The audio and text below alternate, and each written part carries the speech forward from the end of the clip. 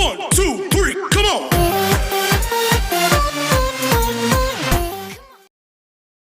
வணக்கம் மாணவர்களே, இன்றைக்கி நம்ம கூகுள் ஃபார்ம்ஸில் எப்படி நம்ம ஆன்சர்ஸ் எழுதுறது, எப்படி ஃபில் பண்ணுறது அப்படின்னு பார்க்க போகிறோம்.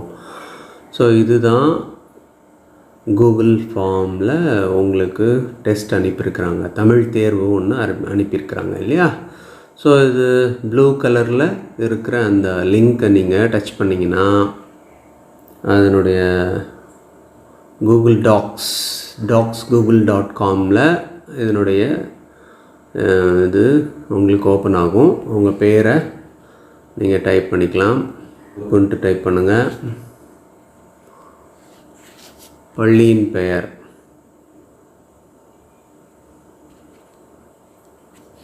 போட்டுருங்க. 82 தமிழ் எண்களின் எழுத்து இருக்குமா? சரி. தொன்மை எனும் சொல்லின் பொருள் பழமை. மா என்னும் சொல்லின் பொருள் விலங்கு. பேச்சு மொழியை டேஷ் வழக்கு என்று கூறுவர். உலக வழக்கு. ஸோ இந்த மாதிரி நீங்கள் வரிசையாக எல்லாத்துக்கும் நீங்கள் என்ன செஞ்சிடலாம். உயர்திணை என்றால் யாரை குறிக்கிறது? மனிதன். தனது எண்ணங்களையும் உணர்ச்சிகளையும் பிறருக்கு வெளிப்படுத்துவது. எண்ணங்களையும் உணர்ச்சிகளையும் மொழி இல்லையா? மொழி. தமிழ் எழுத்துக்களின் மிகப்பெரிய சீர்திருத்தம் செய்தவர் வீரமாமுனிவர். சரி. ஓர் ஒலிக்கு ஓர் எழுத்து என உருவான டேஷ் எழுத்து நிலை.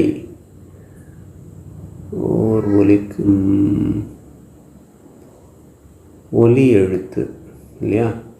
பேச்சு மொழியில் சொற்கள் குறுகி ஒலிக்கும் இல்லையா? நமது தமிழ் மொழியில் இருந்து பிரிந்த கிளை மொழி மராத்தி, குஜராத்தி, மலையாளம் இல்லையா? ஸோ இப்படி நீங்கள் எல்லா இதுக்கும் விடை சொல்லிவிட்டு இங்கே சப்மிட் கொடுத்துடலாம். நம்மளுடைய ஸ்கோரும் வந்துடுது. ஸோ இது ரைட்டு. தொன்மை பழமை. 2வதும் ரைட்டு, 3வதும் ரைட்டு, 4வதும் ரைட்டு, 5வதும் ரைட்டு, 6வதும் ரைட்டு, 7வதும் ரைட்டு, 8 ரைட்டு, 9 ரைட்டு, 10ம் ரைட்டு. வா, வெரி குட். நான் 10க்கு 10 மார்க்கு வாங்கிட்டேன். சரியா? இப்படி நீங்கள் கூகுள் ஃபார்ம்ஸில் வர்ற தேர்வுகளை நீங்கள் எழுதி முடிக்கலாம், சப்மிட் பண்ணலாம். ஓகேயா? நன்றி, தேங்க்யூ.